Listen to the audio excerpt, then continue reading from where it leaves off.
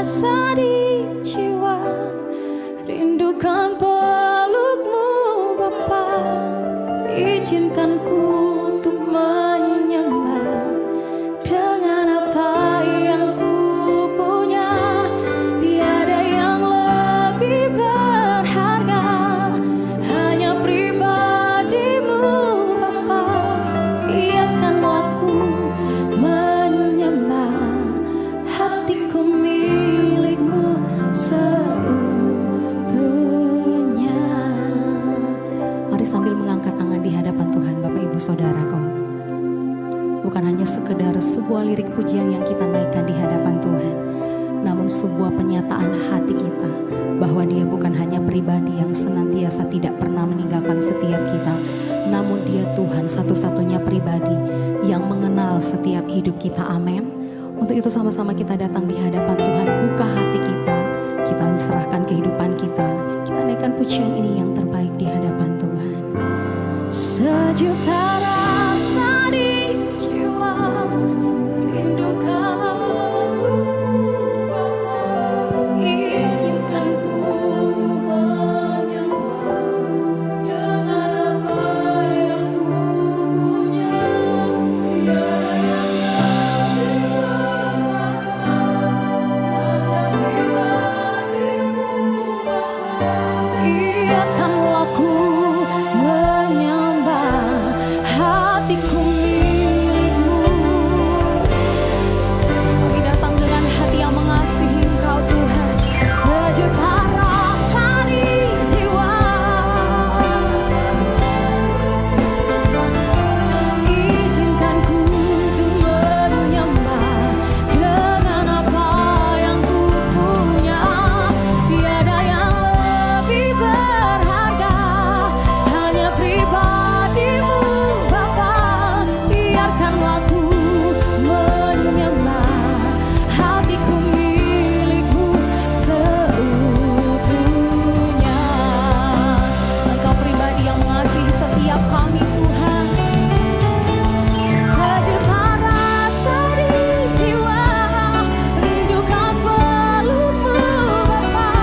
Izinkan ku menyembah dengan apa yang ku punya. Hanya pribadimu Tuhan.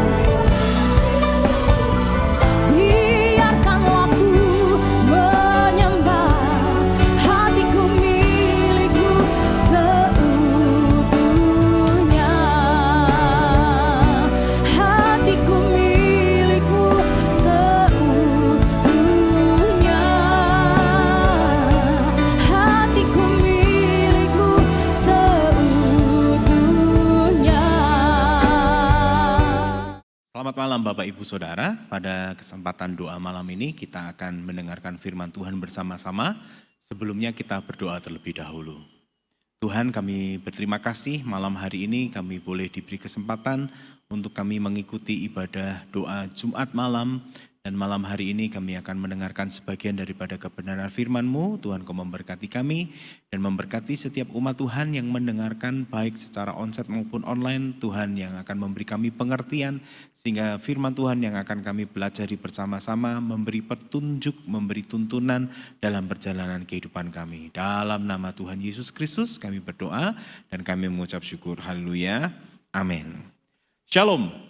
Setiap Bapak Ibu Saudara yang sudah percaya kepada Yesus Kristus Tuhan, maka ada satu hal yang diperbaharui dalam kehidupan kita. Nah, apa itu yang diperbaharui? Jika kita melihat teori pembagian pribadi manusia, memang ada muncul banyak teori. Ada muncul monoteisme.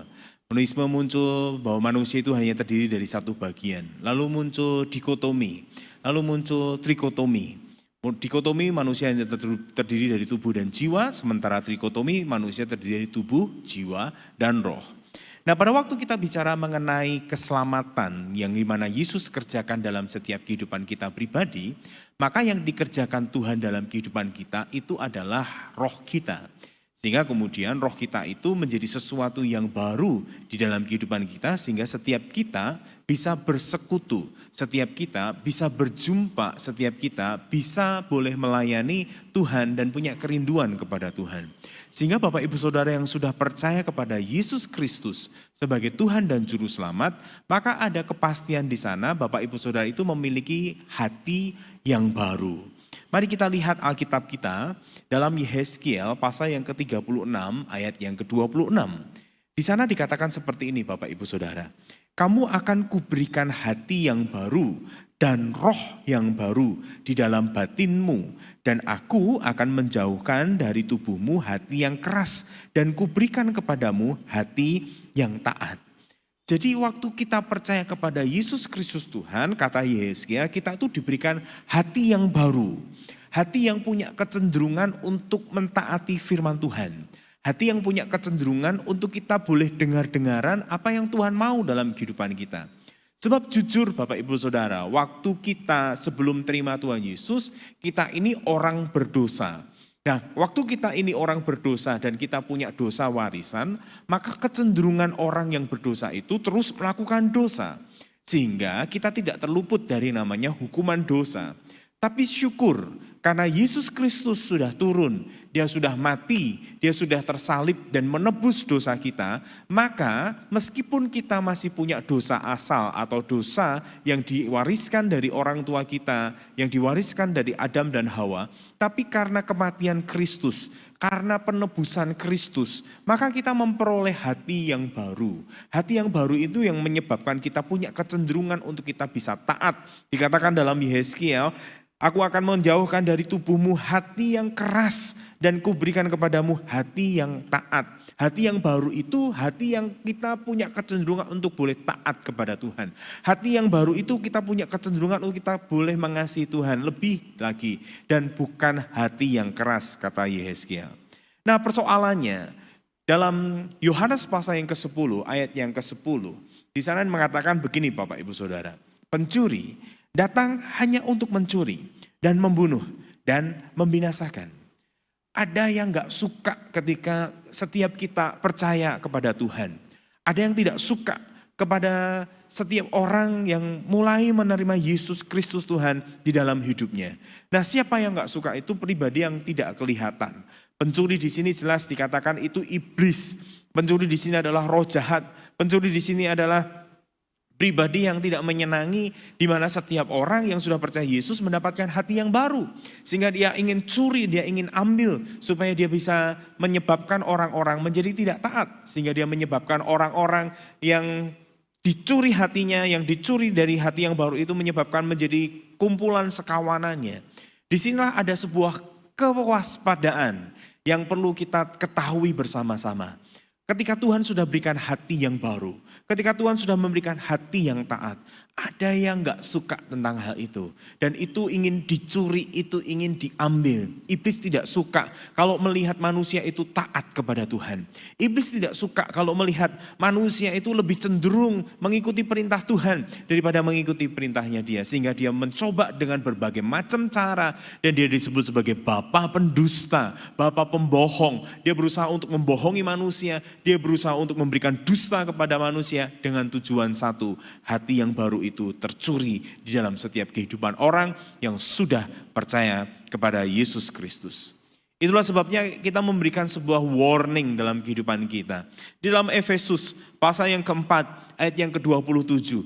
Jangan pernah kita memberikan kesempatan kepada iblis. Ayat itu jangan beri kesempatan kepada iblis berkata demikian. Artinya jangan ada kesepakatan, jangan ada sebuah perjanjian. Sebab ketika kita memberikan kesempatan kepada setan, maka yang terjadi dalam kehidupan kita, hati itu pasti akan tercuri. Hati itu pasti akan terambil.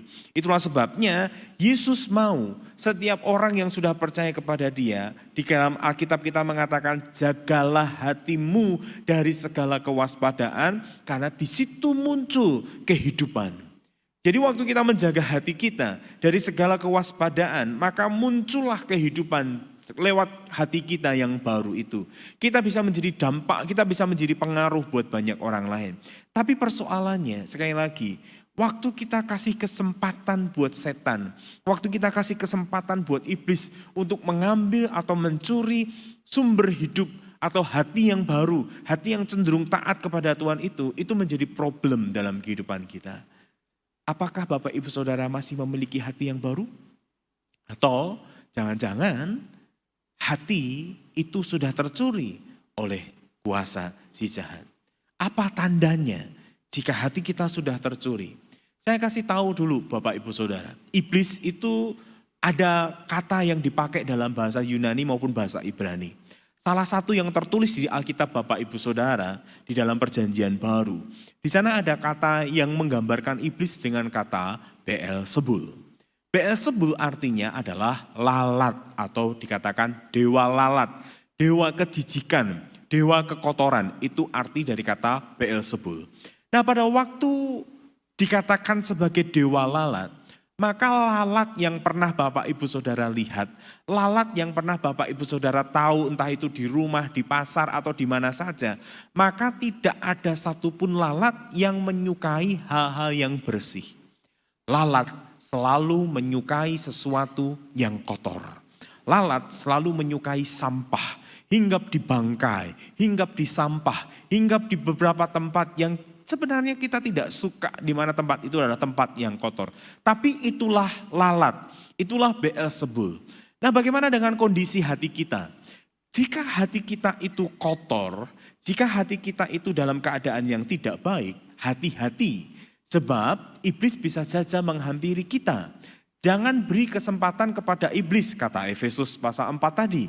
Tapi jika hati kita biarkan, ada kekotoran dalam kehidupan kita, ada sesuatu yang tidak bersih dalam kehidupan kita, maka kita perlu waspada. Sebab Beelzebul bisa kapan saja datang dalam kehidupan kita. Efesus pasal yang keempat, ayat yang ke-31, memberikan sebuah gambaran tentang hati yang tidak baik. Ketika dikatakan di sana, buanglah semua rasa sakit hati. Ini dalam terjemahan sederhana Indonesia. Buanglah semua rasa sakit hati, buanglah dendam dan kemarahan dari hidupmu. Jangan bertengkar dan saling menghina. Berhentilah melakukan segala macam kejahatan. Jika hal ini ada pada kita, jika hal ini tidak kita buang di dalam hati kita, tapi justru tersimpan dalam kehidupan kita, rasa sakit, tersimpan dalam kehidupan kita, dendam, tersimpan dalam kehidupan kita, rasa marah, tersimpan dalam kehidupan kita, pertengkaran, saling menghina, dan segala macam kejahatan yang disebut dalam Efesus pasal yang keempat ayat 31, itu menyebabkan hati kita menjadi kotor. Waktu hati kita kotor, ada yang perlu kita waspadai. Apa itu Bapak Ibu Saudara? Beelzebul. Dia akan datang. Dia akan menghampiri kita.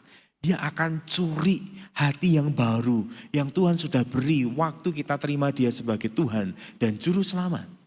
Oleh sebab itu kita perlu mewaspadai hal ini Bapak Ibu Saudara. Kita perlu membuang semua rasa sakit hati. Kita perlu membuang semua rasa dendam. Kita perlu membuang semua kemarahan, pertikaian, dendam dan semuanya. Kita perlu buang. Kenapa? Karena itu bisa mengotori hati kita.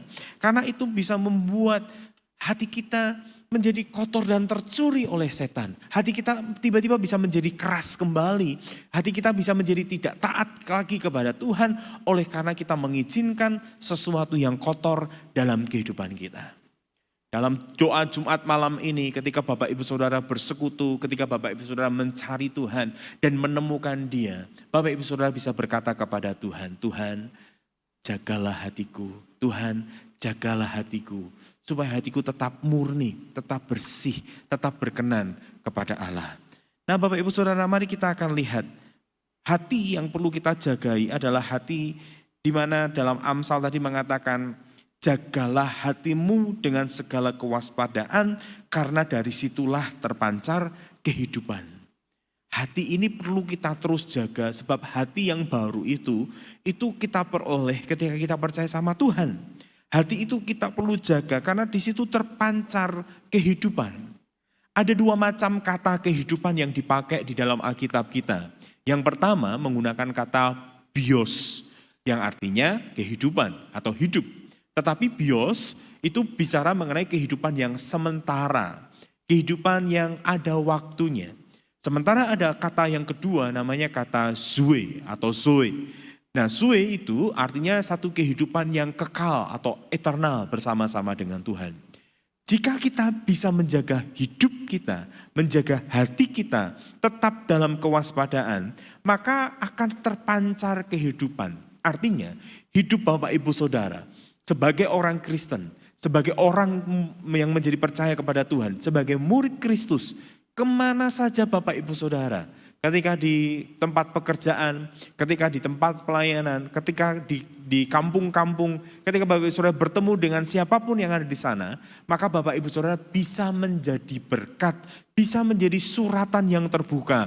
Karena apa? Karena hati yang terpancar itu ada kehidupan yang dilihat oleh banyak orang.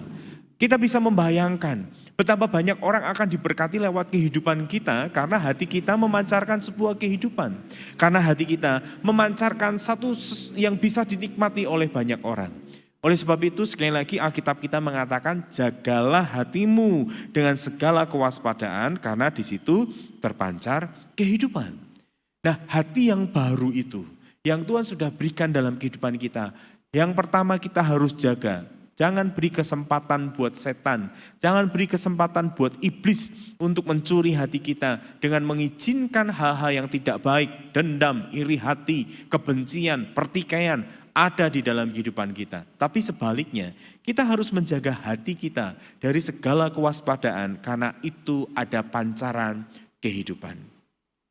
Seberapa banyak Bapak Ibu Saudara ketika ketemu dengan orang-orang yang belum percaya kepada Tuhan, dan ketika Bapak Ibu Saudara hatinya melekat kepada Tuhan, hatinya terus terpaut kepada Tuhan, orang itu akan berkata begini, kok beda ya kalau bertemu dengan ibu ini ya, kok beda ya kalau bertemu dengan bapak ini ya, sebab ada rahasianya. Rahasianya apa? Rahasianya hati yang baru yang Bapak Ibu Saudara punyai, yang Bapak Ibu Saudara miliki memancarkan kehidupan dan kehidupan itu dinikmati oleh orang-orang yang ada di sekeliling Bapak Ibu Saudara. Jadi jangan beri kesempatan buat setan. Yang pertama, yang kedua, jaga terus hati saudara. Setiap mau ada kesempatan untuk akar pahit, setiap mau ada kekecewaan dalam hidup dan lain sebagainya, jangan pernah izinkan tinggal terus dalam kehidupan kita. Tetapi Alkitab kita tadi mengatakan, buanglah. Alkitab kita mengatakan, ambil dan buanglah segala macam kejahatan, segala macam iri hati, segala macam kedengkian, segala macam kejahatan, buang dari hati kita. Dan di situ menyebabkan terpancar kehidupan. Yang ketiga, yang terakhir, hati yang baru itu menyebabkan apa Bapak Ibu Saudara? Hati yang baru itu menyebabkan hati yang taat, adalah hati yang mau diajar, hati yang mau ditegur, hati yang mau dididik oleh Tuhan. Ada 3 kata yang di sana, diajar, ditegur, dan dididik oleh Tuhan. Hati yang baru itu menyebabkan Bapak Ibu Saudara taat kepada Tuhan. Dan ciri Bapak Ibu Saudara taat kepada Tuhan adalah ketika Bapak Ibu Saudara terima ajaran, ketika Bapak Ibu Saudara terima teguran, ketika Bapak Ibu Saudara terima didikan dari Tuhan. Kata diajar itu berarti memiliki sebuah pengertian, ada sesuatu yang baru yang disingkapkan oleh Tuhan. Seperti kitab Ratapan misalkan mengatakan kepada kita, kasih Tuhan selalu baru setiap pagi. Karena kasihnya selalu baru setiap pagi, berarti perlu ada hati yang baru, yang setiap pagi juga untuk menanggapi kasih Tuhan dalam kehidupan kita. Itu artinya kita siap untuk diajar. Itu artinya kita siap untuk menerima sesuatu yang baru yang berasal daripada Tuhan. Yang kedua ada kata ditegur. Kita masih punya dosa asal. Karena kita masih punya dosa asal, kecenderungan kita melakukan dosa. Kecenderungan kita melakukan kesalahan. Waktu kita melakukan dosa, waktu kita melakukan kesalahan, jangan pernah malu untuk ditegur. Jangan pernah malu untuk dikoreksi. Jangan pernah malu untuk dinyatakan kesalahannya. Justru kita bersyukur, waktu kita semakin dekat dengan Tuhan, semakin kita mengerti bagian-bagian mana yang perlu kita perbaiki, bagian-bagian mana yang perlu ada teguran, bagian-bagian mana yang perlu kita koreksi. Saudara, seringkali kita susah untuk dikoreksi. Seringkali kita susah untuk ditegur. Seringkali kita masih mengeraskan hati. Kita tidak mau menerima teguran daripada Tuhan. Justru bukti bahwa Bapak Ibu Saudara memiliki hati yang baru, Bapak Ibu Saudara memiliki kehidupan yang baru adalah dengan ciri saudara mau diajar, saudara mau ditegur. Waktu memang kita salah, akui kesalahan kita. Ada satu penyakit mental yang sekarang sebenarnya ini sudah lama muncul dan sudah berkali-kali dan selalu muncul di tengah era-era ketika anak-anak itu menganjak ke dewasa. Nama penyakitnya adalah NPD, Narcissistic Personality Disorder. Narcissistic Personality Disorder itu penyakit mental yang dia merasa dirinya semua baik.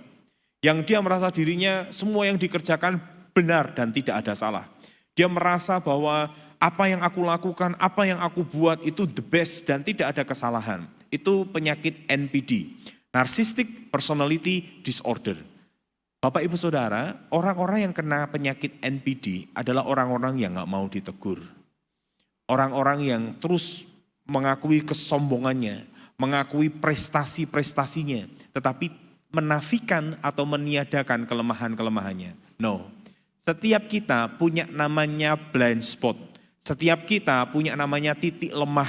Sekuat-kuatnya kita, sepandai-pandainya kita, setaat-taatnya kita kepada Tuhan. Kita kadang-kalanya masih melakukan dosa dalam kehidupan kita. Masih melakukan kesalahan dalam kehidupan kita. Tapi waktu kita bersalah, waktu kita berdosa, jangan sampai kita sulit untuk ditegur. Akui kesalahan kita kalau memang kita salah. Akui kesalahan kita kalau kita sedang ditegur. Sebab teguran itu menyatakan kesalahan kita.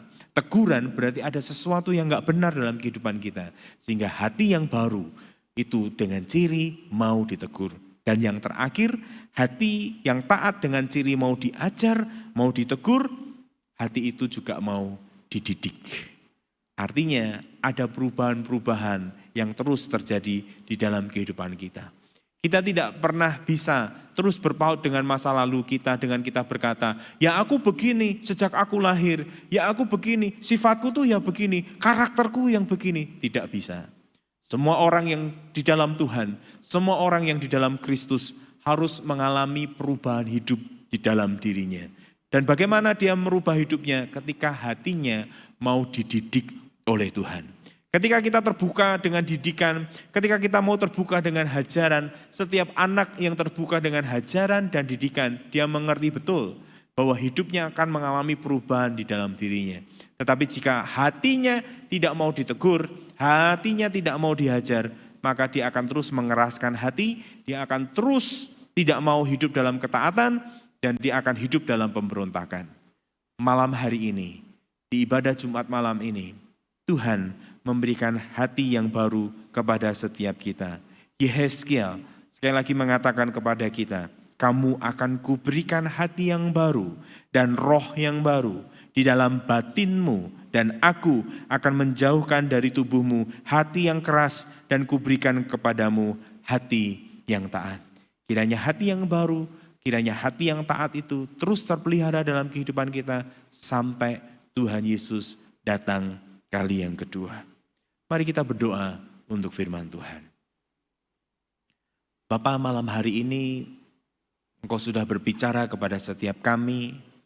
Terima kasih Tuhan sudah memberikan hati yang baru, hati yang rindu, hati yang taat kepada Tuhan. Kami mau hati kami yang baru itu terus terpelihara dalam kehidupan kami. Kami tidak mau hati kami yang baru itu dicuri oleh pencuri. Dengan kami memberikan kesempatan buat dia untuk masuk. Kami mau menjaga hati kami Tuhan. Kami mau buang semua rasa sakit, semua rasa kecewa, semua kemarahan, semua pertikaian, dendam. Kami mau buang itu, sebab jika kami tidak mau buang, maka Beelzebul akan bisa menghampiri kami. Oleh sebab itu kami terus mau menjaga hati kami dari segala kewaspadaan. Sebab di situ muncul kehidupan kami. Di situ kami boleh menjadi berkat. Di situ kami boleh menjadi sumber kehidupan bagi banyak orang yang lain. Di mana kami menjadi berkat buat banyak orang. Dan yang terakhir Tuhan, hati yang taat itu adalah hati yang mau dihajar, hati yang mau ditegur, dan hati yang mau dididik. Kami rindu teguran Tuhan, kami rindu didikan Tuhan, dan kami rindu hajaran Tuhan untuk mendatangkan kebaikan buat setiap kami. Terima kasih Kau memberkati umat-Mu yang mengikuti ibadah Jumat malam. Pada malam hari ini, usaha dan pekerjaannya Tuhan berkati. Apa saja yang mereka buat, Tuhan buat berhasil untuk memuliakan nama-Mu saja.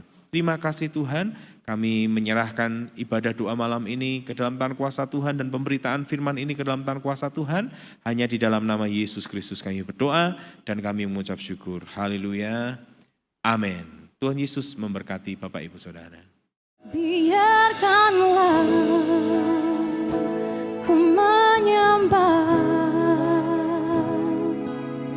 walau tak dengar puisi yang indah. Biarkanlah ku menyembah, memberikan hati ini ku berserah. Dengan penuh kasih sayang, biarkan Tuhan aku menyembah. Biarkanlah ku menyembah. Kami membawa hati kami di hadapan Tuhan.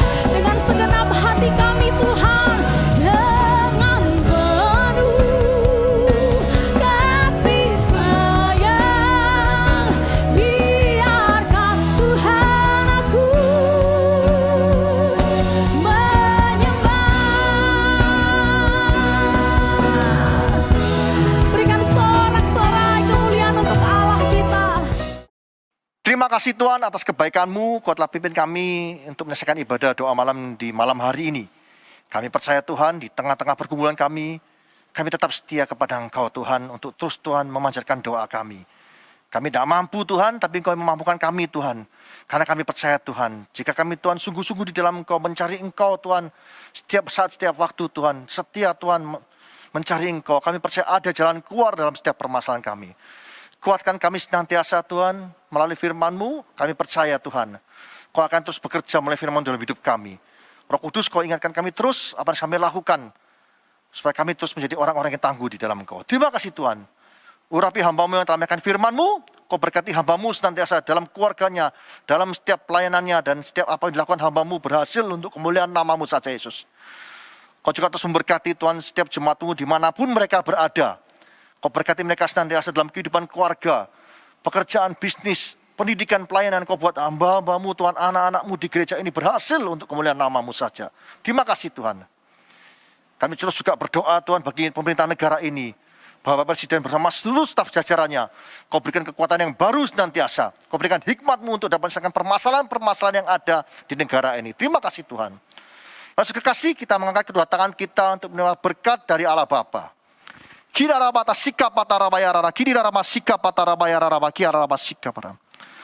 layakkan hamba-Mu untuk menerima berkat bagi jemaat-Mu dimanapun mereka berada. Saudara kasih, terimalah berkat dari Allah Bapa di dalam anaknya Tunggal Yesus Kristus dan persekutuan Roh Kudus. Mulai saat ini sampai selama-lamanya. Kau tidak menjadi ekor tapi kepala. Kau tidak turun tapi naik. Asal makan firman Tuhan dengan sungguh-sungguh. Siapapun yang percaya atas perkataan ini, mari kita bersama-sama berkata, Amin.